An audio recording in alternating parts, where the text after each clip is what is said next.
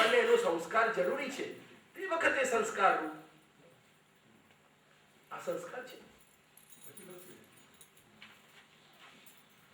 એટલે અહીંયા ક્રમ પ્રાપ્ત આત્મનિવેદન છેલ્લો છે એટલે આપણે એને કેવી રીતે અધિકાર સમજીએ કે ના સમજીએ ये प्रश्न.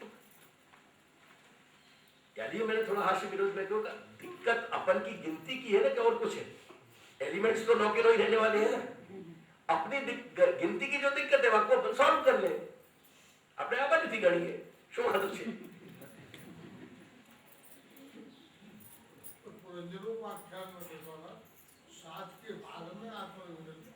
पंडित जी कहूं भी गिनो हो.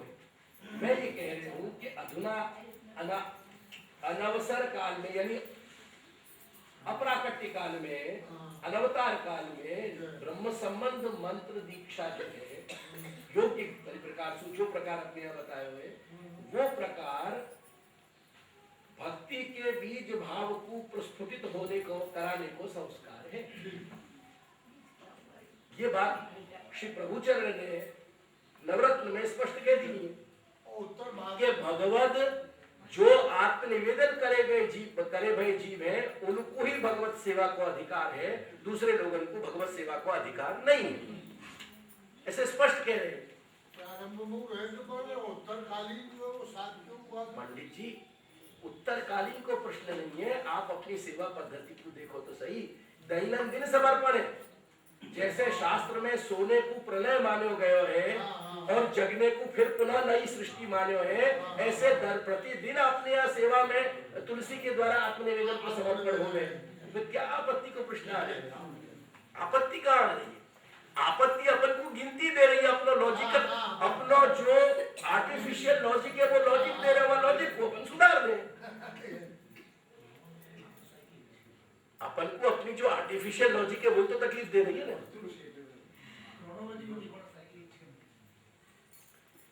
अरे मेरे भैया साइक्लिक को भी कोई दिन किसी दिन स्पीड तेज करके तो देखो वो पहिया औधा घूमता नजर आएगा आंखों से. किस चक्कर की बात कर रहे हो यार? किसी दिन एक फास्ट स्पीड को देखो जरा चक्र को घूमते हुए. एक आधी क्षण घूमोगे देखोगे तो वो यूं चलता हुआ दिखाई देगा. वही तो मैं इनसे कह रहा हूँ कि जो यो चल रहा है ये ज्यादा दृष्टि चल रही ना. एक 10-5 मिनट कॉन्सेंट्रेट करो घूमेगा यो. आत्मनिवेदन पहले आ जाएगा. क्या दिक्कत है आपको?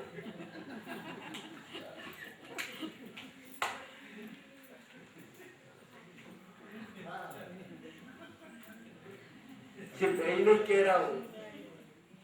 कंस ने कहा कि यार 8 मुझको अंतिम बच्चा ही तो मारेगा 8वां.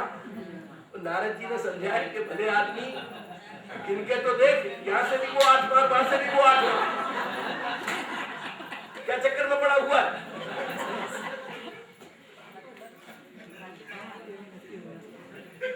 सीधी बात. वही तो हम कर रहे हैं. हमारा सारा काम जो है वो हम डिफरेंट लेंसेज लेके तो बैठे हैं. देखना ये कि लेंस कहां कौन सा फिट हो रहा है. चलिए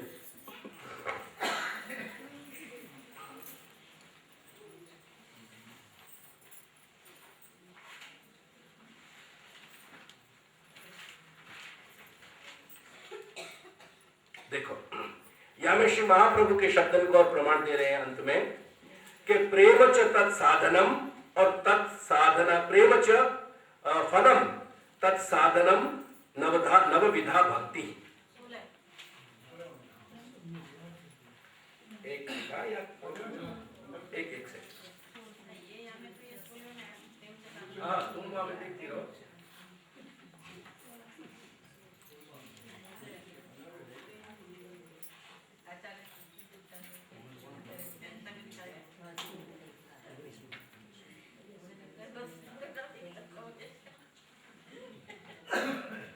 यहाँ विशिष्ट रूप भगवान वेद को जो विशिष्ट अर्थ है वो विशिष्ट अर्थ यानी विशेष अर्थ जो वेद को है सार निचोड़ वो वेद को निचोड़ है श्री कृष्ण. और कृष्ण को प्राप्त करने को साधन है प्रेम. वो कह रहे हैं कि प्रेम च साधनम. और वह भगवान श्री कृष्ण के प्रेम को प्राप्त करने को साधन जो है वो नवविध साधन भक्ति। नवविध भक्ति के आचरण सु प्रेम और प्रेम सु भगवान, ये ऐसा करना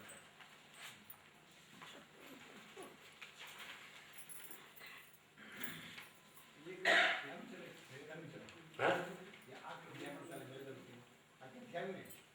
क्या किया ना ना कोने की मर्यादा में क्या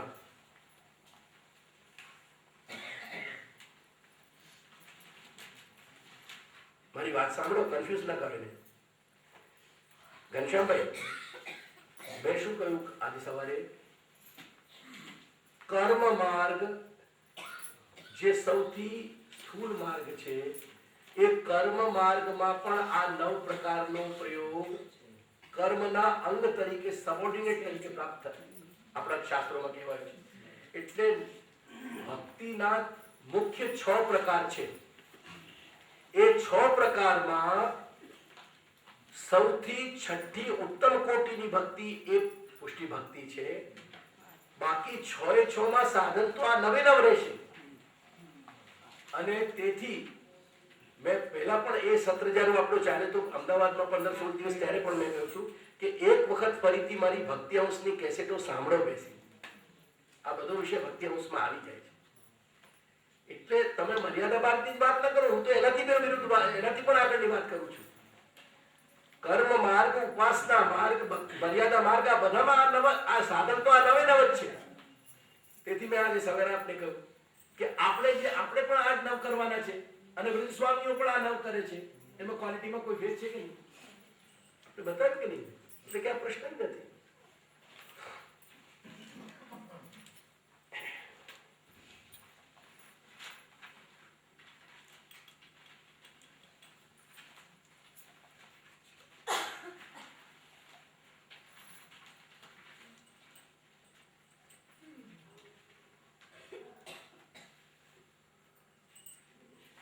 ठीक है,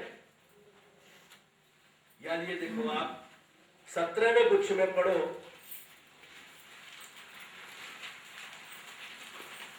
18वें गुच्छ में, सॉरी यार, स्पष्ट पहले प्रारंभ में कह रहे हैं कि देयरफॉर अतएव श्री वल्लभाचार्य मतानुवर्ती भी इयम नवधा भक्ति अनुष्ठीयते। यानी श्री महाप्रभु के मार्ग के जो अनुयायी हैं उनके द्वारा या नवविधा भक्ति यानी 9 पासा की वाली जो लक्षण जो भक्ति है, ये भक्ति के 9 पासा हर रोज प्रतिदिन उनकी सेवा में, उनकी भगवत परिचर्या में इनको अनुष्ठान हुए हैं, यानी इनको आचरण हुए हैं। ये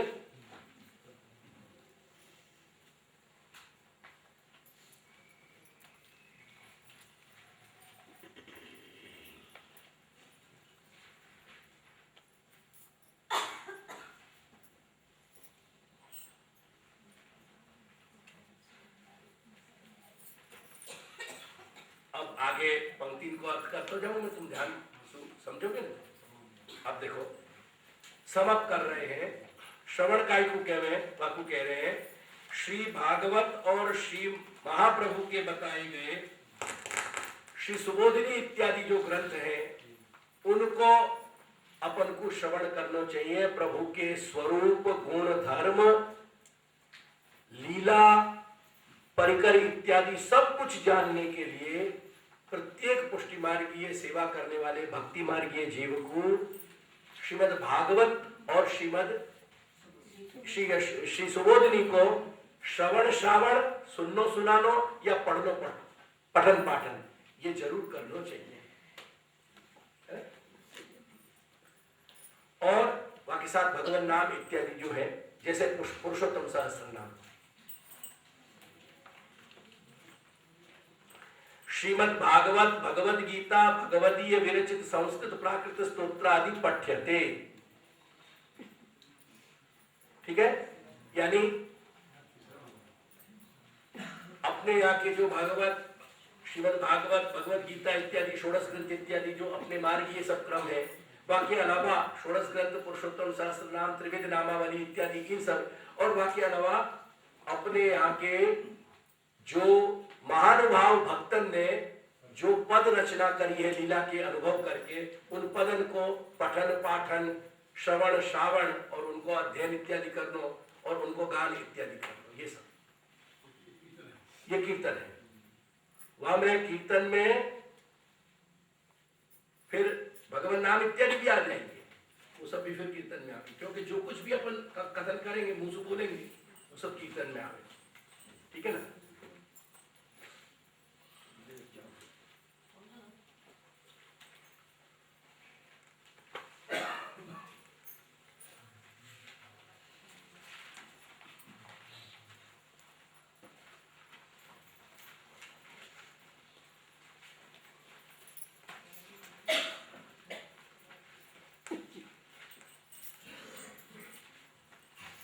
छह नंबर को चार्ट दिया है तो बिल्कुल अभी आया नहीं है, आ गया दे दो सब।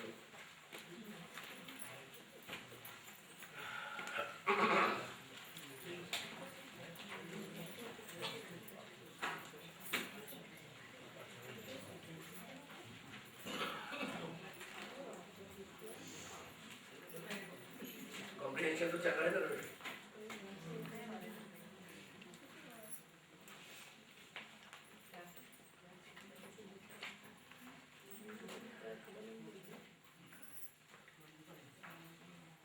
कटु बोलने का स्वभाव मेरा भी नहीं है रमेश भाई, लेकिन कभी कभी कटु का प्रयोग इसलिए करना पड़ता है कि हमें बात की सच्चाई और उसकी गंभीरता क्या है। बाकी कभी कभी यहाँ कुछ कहकर के मेरा दिल प्रसन्न नहीं होता है, मुझे तो होता है, लेकिन मेरी मजबूरी है कि अगर मैं उस भाषा में नहीं बोलूंगा तो आप लोगों को गंभीरता उसकी समझ में नहीं है।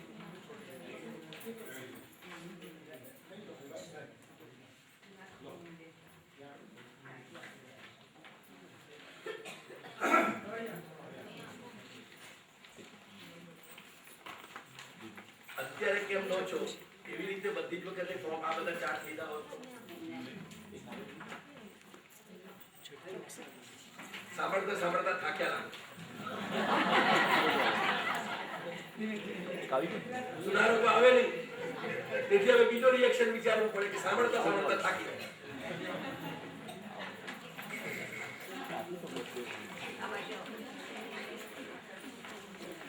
કેટલું સાંભળીએ?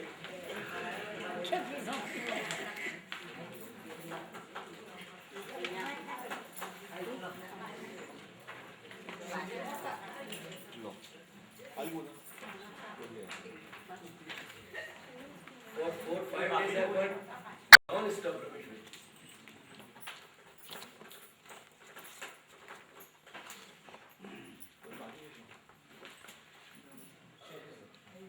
देखो ये श्रवण कीर्तन को जो विषय चल रहा है ना, वहां को ध्यान दो। ये पहला चार्ट निकालो, सीधे 6 पे मत जाओ।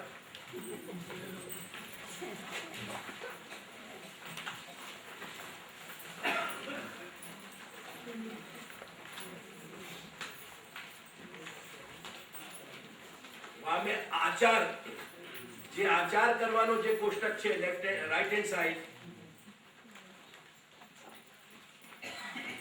जमनी बाजू, वहां में देखो भक्ति अनुभूत कथा कहाँ है, मिल गया? वहां के कितने सेक्शन है? 4 सेक्शन है ना। अब छठो चार्ट निकालो 6 नंबर को। ये जो पॉइंट मैंने पहले चैप्टर में दिया है ना, वहां पर विस्तार ये चार्ट है तुम्हारे हाथ में, ध्यान करिए। उनको मैंने डिटेल में कहा भैया।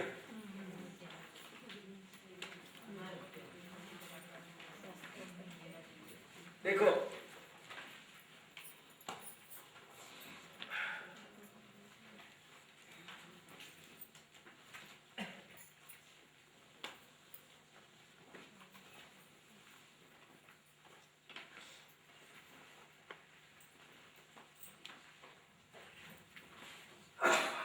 या में एक सेक्शन मैंने बढ़ाया है, जो पहले नहीं आ पाया तो याद लिए, क्योंकि को प्रसंग नहीं है तो वो तो शास्त्र की एक सामान्य रूपरेखा पहला આપણને જાણવી જોઈએ। દરેક સેવા કરનાર વ્યક્તિએ બીજું કંઈ ના તો એટલું સમજવું જોઈએ આપણે બીજું કંઈ જાણતા હોય કે ન જાણતા હોઈએ, પણ એટલું સમજવું જોઈએ કે આપણા માર્ગ માટે વેદ એ સૌથી મૂળ પ્રમાણ છે. આપણા માર્ગ માટે બ્રહ્મસૂત્ર એ વેદનો અર્થ બતાવનાર પ્રમાણ છે. આપણા માર્ગમાં શ્રીમદ ભગવદ ગીતા એ આપણને બ્રહ્મવાદ બતાવવા માટે પ્રમાણ છે, અને ભાગવત એ આપણને આપણું સમસ્ત ભાગવત ધર્મ બતાવવા માટે પ્રમાણ છે. અને તેથી આના વચન પ્રમાણે જે કંઈક બતાવવામાં આવતું હોય એ બધું આપણા માટે પ્રમાણ અને સાચું છે. આપણો પાડોશી કે કોઈ ભગવતીએ કોઈ સત્સંગ કરનાર કે કોઈ ત્રીજી એમ કહી દીધું વ્યક્તિએ કે તમે આમ કરો નહીં તો આમ થશે ને અપરાધ લાગશે, એ બધું કચરાના ડબ્બામાં નાખી દેવું જોઈએ. એટલે આ વાત સમજી લેજો. એટલે શાસ્ત્રનો સામાન્ય એટલે મેં બ્રેકેટમાં લખી દીધું છે કે જેનાથી તમે કોઈ વસ્તુ એવી ના સમજો કે તમને હું અશક્ય ઉપદેશ આપી રહ્યો છું. ઇમ્પ્રેક્ટિકલ વાત નથી કરી રહ્યો તમારી સાથે. શાસ્ત્રની રૂપરેખા જાણો, એની આઉટલાઈન થી પરિચિત થઈ જાઓ, નહીં તો સેવા માર્ગમાં આપણું કામ નથી. ભક્તિ માર્ગ એનો બીજો પાસો છે આપણા મહાપ્રભુના મતને જાણવું પોતાના, અને એમાં જેટલા આવશ્યક ગ્રંથો વાંચવા જોઈએ આપણને એની મેં એક લિસ્ટ આપી દીધી છે.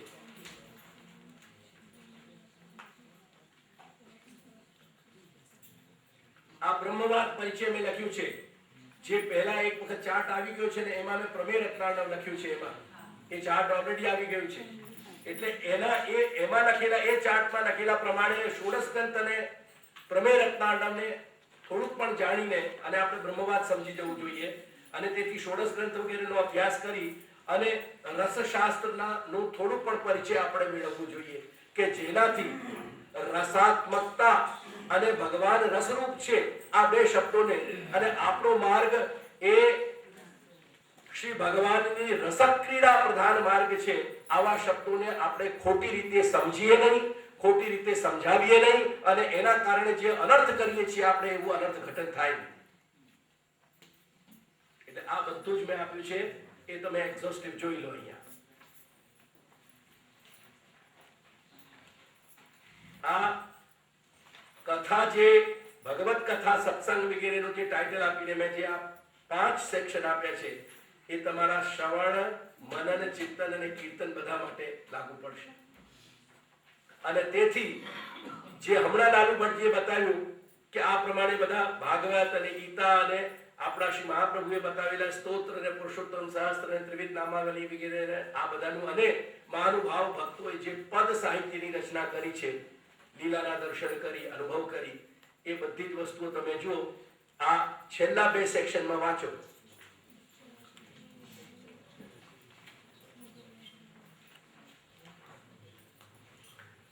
પ્રધાન અષ્ટમહાનુભાવ ભક્ત, અષ્ટમહાનુભાવ વિરચિત લીલા ગાન, પદ કીર્તન સાહિત્ય, અન્ય જે બીજા મહાનુભાવ ભક્તો થયા છે એમને રચિત કરેલા પદ વગેરેનું ગાન અને વાંચન, અને એ રીતે વલ્લભાખ્યાન છે, અને પછી દયારામભાઈ જેવા જે કરેલા પદ છે, આવું બધું જ આપણે વાંચવું જોઈએ.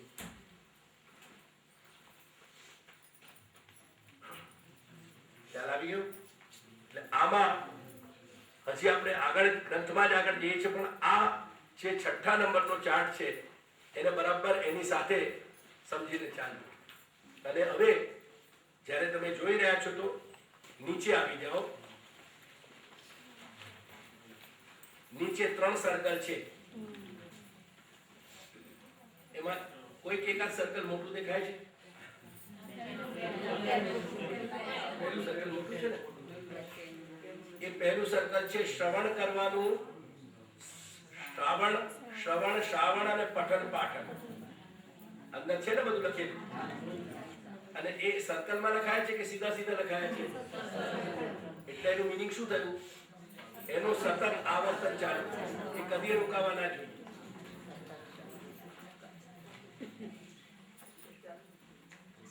પઠન પાઠન શ્રવણ શ્રાવણ. હવે જ્યારે આપણે શ્રવણ, શ્રાવણ, પઠન પાઠન, શ્રવણ એટલે સાંભળવું, શ્રાવણ એટલે કોઈને બીજાને સંભળાવવું, પઠન એટલે અભ્યાસ કરવો, અને પાઠન એટલે કોઈને અભ્યાસ કરાવવો. એટલે આનું જે સતત ચક્ર જે ચાલશે ચક્ર, એમાં વચ્ચે મેં લાલ શાહીથી શ્રી મહાપ્રભુનું વચન લખ્યું છે, જ્ઞાનમ ભક્તિશ્ચ સતતમ ચક્રવત પરિવર્તતે. અહીંયા લખી લો, જ્ઞાન શબ્દનો મતલબ છે ઠાકોરજીની પ્રત્યક્ષમાં સેવા કરવી.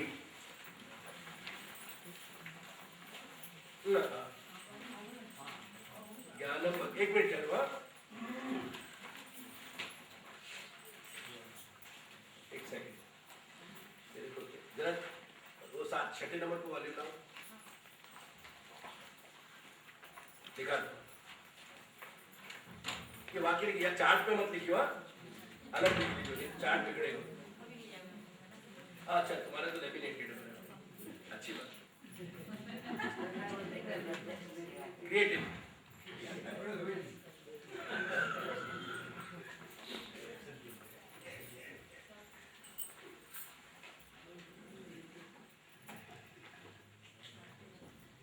इसको पूरा आप समझेंगे तो आपको बहुत अच्छी तरह सारी स्कीम समझ में आएगी.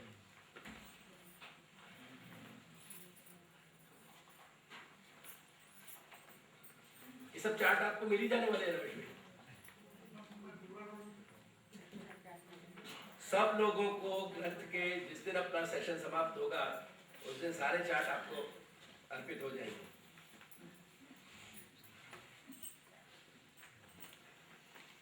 कभी कभी इच्छा होती है मुझे कि कॉपीराइट ले लेना चाहिए.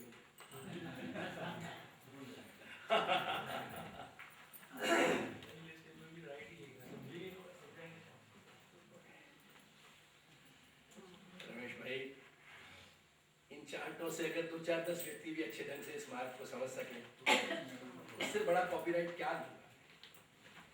और कोई मेरे इन सब चीजों का उपयोग कर लेगा, दुर्वृत्ति से भी करेगा, तो मैं करूंगा कि चलते ना उपयोग तो.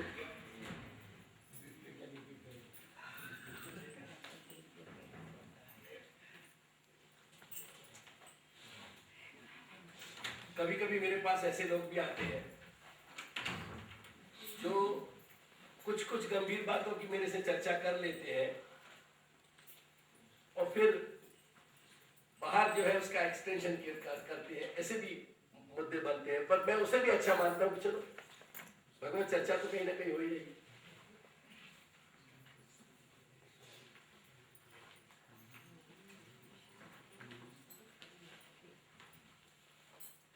समापन पे पंडित जी, ज्ञानम भक्ति से सततम चक्रवत परिवर्तते, कहाँ आए हो ये?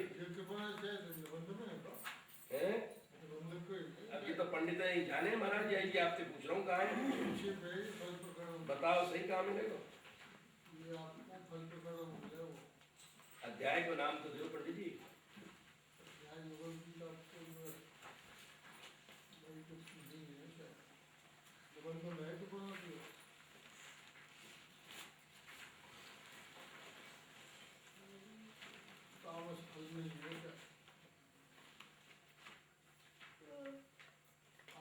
अंतिम काल का है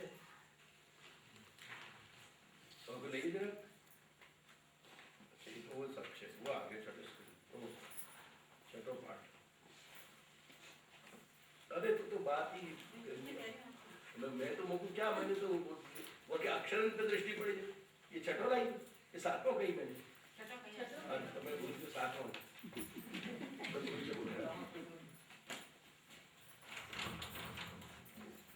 अंदर अक्षर के देखो.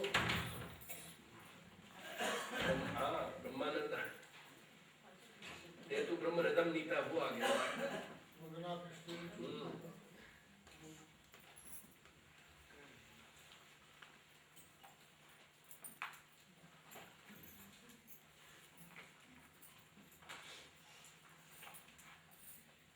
देखो वो आएगा जब शब्द को बताऊं मैं तो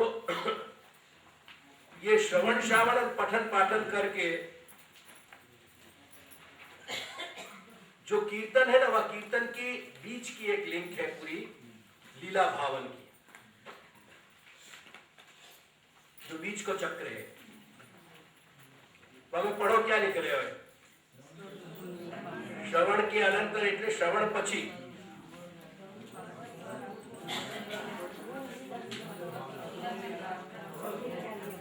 बाकी निरंतर भावन करना. भावन करना यानी वहां के लिए कोश को वाक्य तुमको लिखाऊं।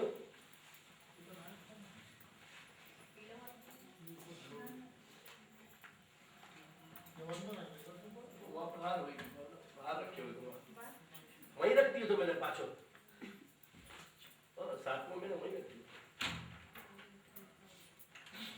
पौनः पुण्येन चिंतनम नाम भावनम।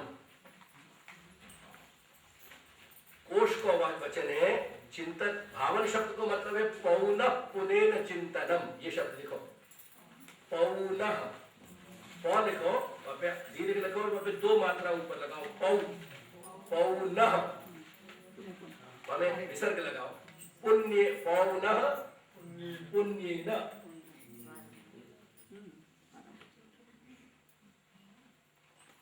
चिंतनम इति भावनम। जहाँ बात को हम बार बार चिंतन करते रहे। मनन चिंतन तो मैंने दोनों शब्द बता दिए तुमको सबल को। तो बार बार कोई बात को चर्वित श्रवण कर लो, चिंतन करते रह लो, वहां को नाम है भावन।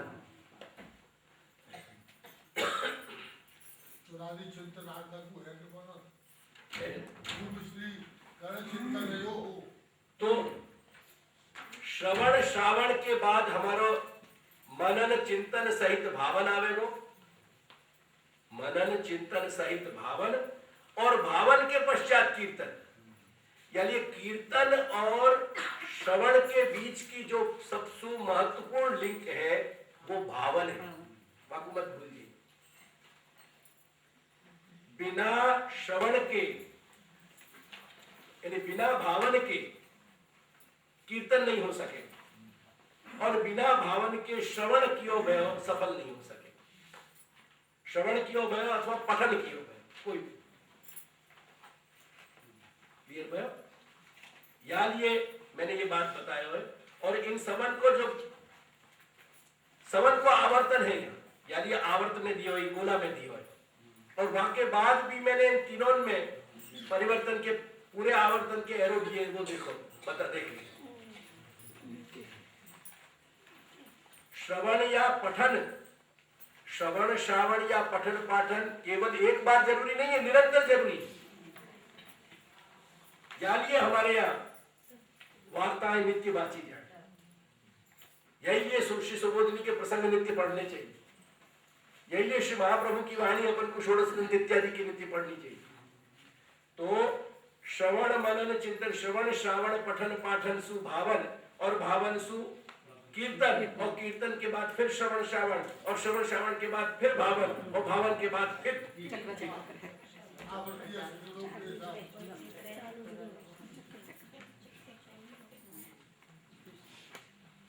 ये आंसू समझाया है। और अपन को क्या क्या प्रारंभ में पढ़ना चाहिए, सुनना चाहिए, बाकी मैंने एक साधारण लिस्ट देनी है। एग्जॉस्टिव नहीं है कहीं। क्या करें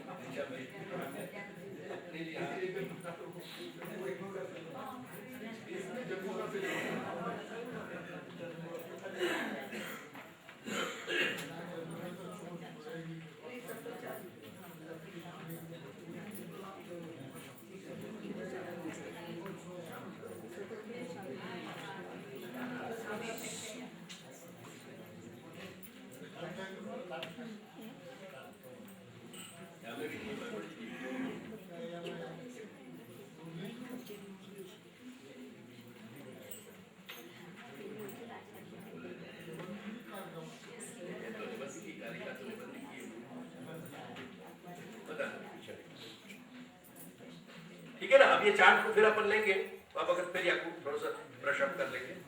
अभी अपन अपने विषय पे चलें थोड़ा।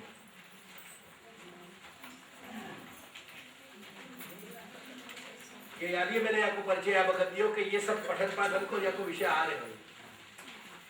चलो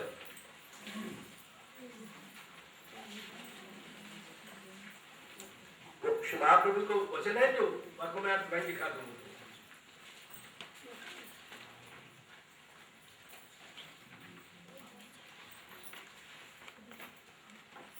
देखो अब स्मरण की बात समझा रहे हैं कि बृहदवन वृंदावन आदि अधिकरणक लीला विशिष्ट श्री कृष्णो जप समयादिषु स्मर्यते।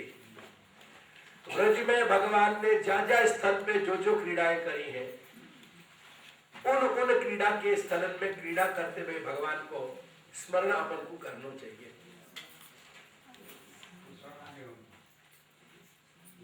वो स्मरण में आए जो हमने श्रवण कियो, बाकी अनुसार फिर हमको स्मरण करना चाहिए। तो श्रवण हो गयो, कीर्तन हो गयो और स्मरण हो गया। अब चौथी बात कह रहे हैं कि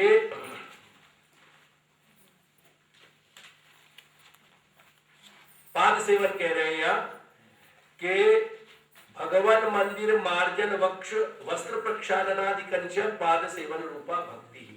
मैंने सवेरे बताया ना तुमको, पाद सेवन के 3 अर्थ लिखा है, वहां में एक मैंने ये लिखा है अंतिम अर्थ के अपन स्वयं भगवान मंदिर में प्रभु के जो अपना स्थल है वहां में सब कुछ कार्य अपन घूमते फिरते जो करते रहे वो भी एक पाद सेवन है। तो प्रभु के मंदिर में सोहनी करनी, मंदिर वस्त्र करना, प्रोक्षण इत्यादि करना, ये जितना भी कार्य है वो सब पाद सेवन में है। मैंने 3 बताए थे, 3 बताए।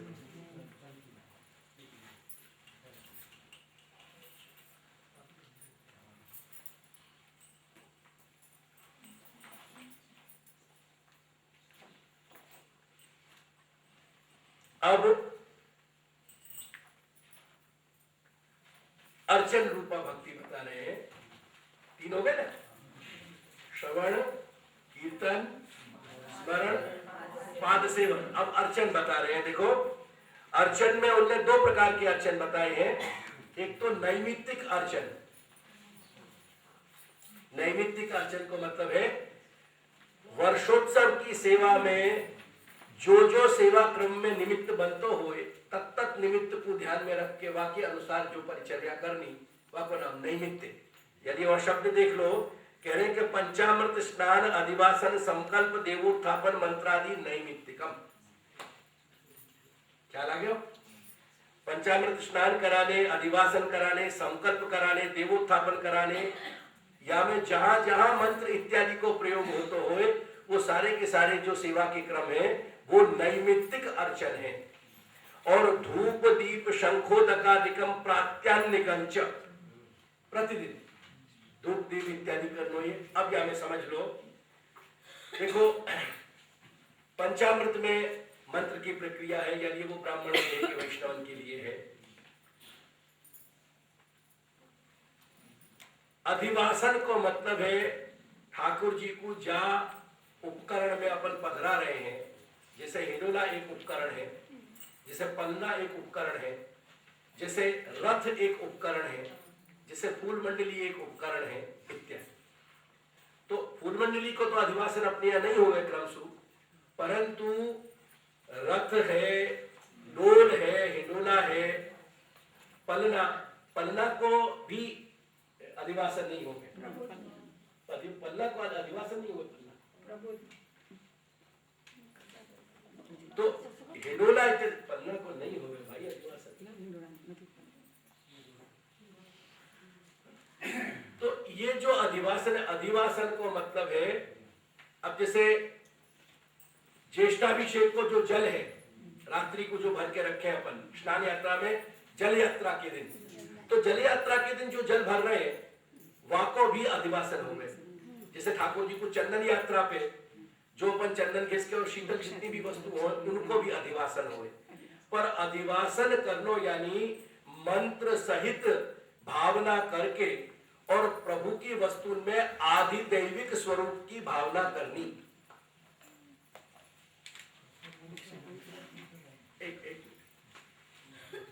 If it is subject to you, related to you, then only I need to tell you. क्या है? अधिवासन को मतलब है भगवत संबंधी उन वस्तु सामग्री में आदि दैविक स्वरूप की भावना करके वह को स्थापन करनो। अब अधिवासन को अर्थ स्पष्ट हो गया बिल्कुल। भगवत संबंधी तेते उपचार करवा माटे, એટલે તેતે જે સામગ્રી વસ્તુઓ હોય તે વસ્તુઓમાં શ્રી પ્રભુની શ્રી કૃષ્ણની આધિદૈવિક લીલા માટે આધિદૈવિક સ્વરૂપનો આવાહન કરીને ત્યાં ભાવન કરીને સ્થાપન કરવું, સ્થાપનાની ભાવના કરવી, એનો मतलब છે अधिवासन। यानी ये अधिवासन जो है, ये अधिवासन नो संपूर्ण प्रकार धूप दीप वगैरह साथे ये मात्र ब्राह्मण देह ने प्राप्त थाय छे।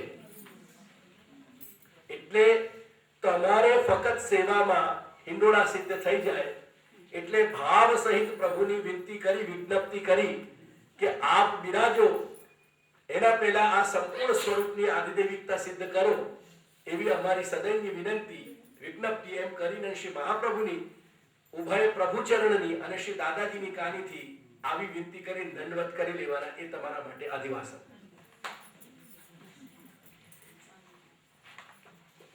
એમના માટે અધિવાસન નહીં, વૈષ્ણવ છે, બ્રહ્મ સંબંધ લીધેલા છે, ઠાકોરજી વિરાજે છે, એટલે એવા બ્રાહ્મણ દેહ પ્રધાન વૈષ્ણવો માટે મંત્ર સહિત અધિવાસન કરવું જોઈએ, જો કરી શકતા હોય તો। ખ્યાલ આવી ગયો? બંને વસ્તુ મેં અહીંયા ક્લિયર કરી दी। ऐसे ही संकल्प देवोत्थापन, देवोत्थापन में भी जो पंचामृत स्नान इत्यादि और मंत्रन को प्रयोग है वो ब्राह्मण देह प्रधान वैष्णव ही कर सके और कोई नहीं कर सके। अपन को देवोत्थापन करना चाहिए, ठाकुर जी को मंडप में पधराने चाहिए और सब काम करने चाहिए, पर अपन मंत्र सहित जो विधान है उन विधान को अपन नहीं कर सके। ठीक है? ऐसे ही अपन धूप दीप शंखोदक इत्यादि की जो बात है, सुवासित करने के लिए वातावरण अपन धूप दीप करें या अगरबत्ती जलावे, वहां में कोई तकलीफ नहीं है, पर धूप दीप के रूप स्वरूप ब्राह्मण देह को ही वो प्राप्त है। क्या है? शंखोदक, शंख की भी यही स्थिति है। शंख को जो स्पर्श है वो भी ब्राह्मण देह के साथ जुड़ो गया है। क्यों जुड़ो गए और क्यों नहीं जुड़ो गए की चर्चा अपन नहीं करेंगे, कोई आपका चर्चनीय नहीं है, परंतु ये सभी वस्तुएं जो है, लेकिन इन सब की अपन भावना कर सके। अपन जहां वक्त श्री ठाकुर जी को सर्व सामग्री अर्प दे, समर्प दे, वहां वक्त अपन दीनता से ये विनती कर सके कि यह पदार्थ के सिद्ध होकर आपके आरोग्य के तक आने में मेरे मोसु अगर कोई भाव दुष्टता भई होवे, कोई भाव दोष भयो होवे, तो वो अपराध को व्रज भक्तन के भाव सुख क्षम्य करके वह को दूर करके आप यह सामग्री को आरोग्य अंगीकार कर। ऐसो दीनता पूर्वक भाव रखना चाहिए। वत्सासुर के प्रसंग में ये बात पढ़ियो, वत्सासुर की लीला। श्री महाप्रभु अपन को सुबोध निधि में ये बतावे कि वत्सासुर लीला में भगवान ने अपनी क्रीड़ा की सामग्री के दोष स्वयं दूर किए। तो वत्सासुर की लीला को भावना करके अपन को ठाकुर जी को विज्ञप्ति करनी कि जैसे आपने जीव को की अपेक्षा रखे बगैर आपकी क्रीड़ा की जो सामग्री है, आपके भोग की जो सामग्री है, वहां को जैसे दोष आपने स्वयं ने दूर कर दियो, ऐसे ही आप वक्त भी है सामग्री में हमारे कहीं दोष रहे हुए, भाव दोष इत्यादि, उनको आप क्षमा, उनको आप दूर करें। ये तुम्हारे लिए धूप दीप नहीं, जो सुशंक होता है। चले आगे। अब अर्चन हो जाने के बाद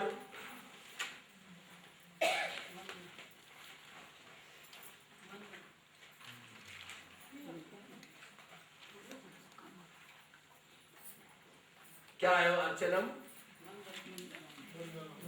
वंदनम आयो ना, तो स्पष्ट कह रहे हैं कि वह वंदनम तो दैन्य रूपम स्पष्टम, अपनी जो दीनता है वो दीन भाव अपने अंदर बने है, ये अपनो सतत वंदन है। सतत तो कोई दंडवत कर तो रहेगा तो वो व्यवहार निर्वाह कैसे करेगा? ये अवसर अवसर पे दंडवत कर लो, और वहां को एक प्रकार अपने मार्ग में परंपरा सुनाया गया है। श्री ठाकुर जी यानी श्री प्रभु और लीला संबंधी स्वरूप यमुना जी और गिरिराज जी इत्यादि, और अपने गुरुद्वार को जो मूल पुरुष है वो और गुरु स्थान, इन सभी जगह उठते भय भी दंडवत नमन करके उठना चाहिए, और कोई भी कारिसु बैठते हो तो बैठते भय भी दंडवत करके बैठना चाहिए। ये वंदन को ही प्रकार है। हमारी सेवा में हमारे बड़े ने यही हमको सिखाया है, बड़े सु हमने यही आचार देखे है कि कोई भी हेतु सु अगर ठाकुर जी के सामने बैठना है तो बैठने से पहले दंडवत कर लो, माथा टेक लो नीचे, और उठने से पहले माथा टेक। ये वंदन को ही प्रकार है। और वह तीसरा प्रकार सतत हमको दैन्य रखना, कम से कम हमारे भाग प्रभु के संबंध में। तुमको ध्यान हो तो अभी 2-3 दिन पहले ही मैंने ये स्पष्टता करी थी कि ठाकुर जी को व्यवहार बहुत, 2 दिन से मैं स्पष्टता ये कर रहा हूं कि व्यवहार ठाकुर जी को बहुत स्पष्ट रखिए। दुनिया के सब को तुमको क्या करना है यह विषय में मैं न जानो चाहूं न की चर्चा करना चाहूं। दुनिया के सामने भगवान राम पूरा सेतु बंद बना के और पधारे, बाकी तो बेचारे के 10 मोड़े रहते, अगर 7 मोड़े भी रखने हो तो मुझको कोई आपत्ति नहीं।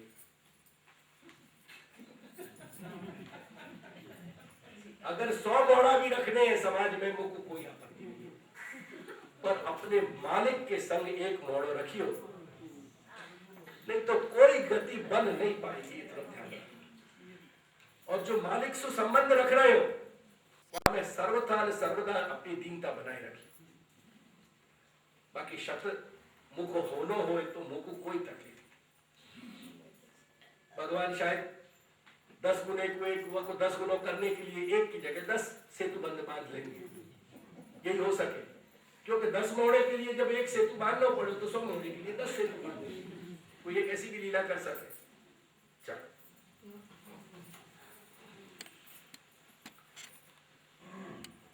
अब देखो कह रहे हैं दास्य, भगवान के उपभुक्त जाको भोग भगवान ने कर लियो, और वासु जो शिष्ट, वासु जो बच्चों, वो अवशिष्ट जो शिष्ट अन्न है, अन्न कपड़ा श्रक यानी अपने भोग की वस्तुएं,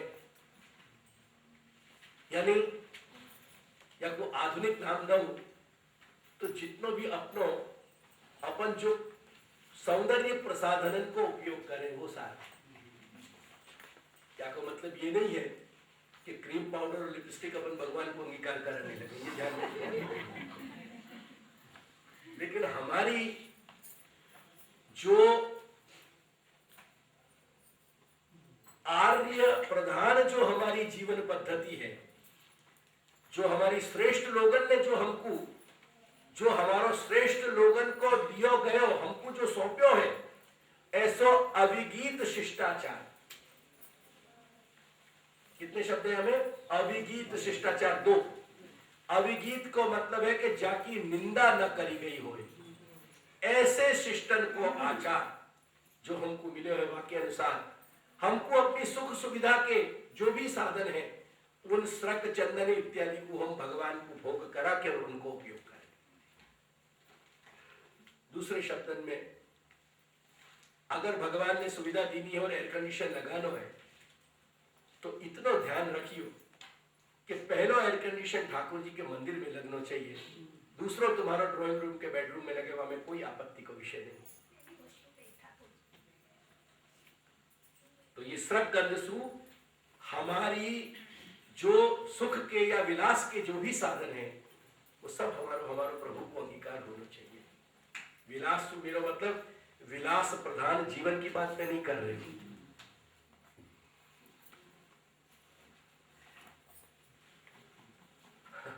केयर हर जगह रखनी पड़े दिनचर्या में।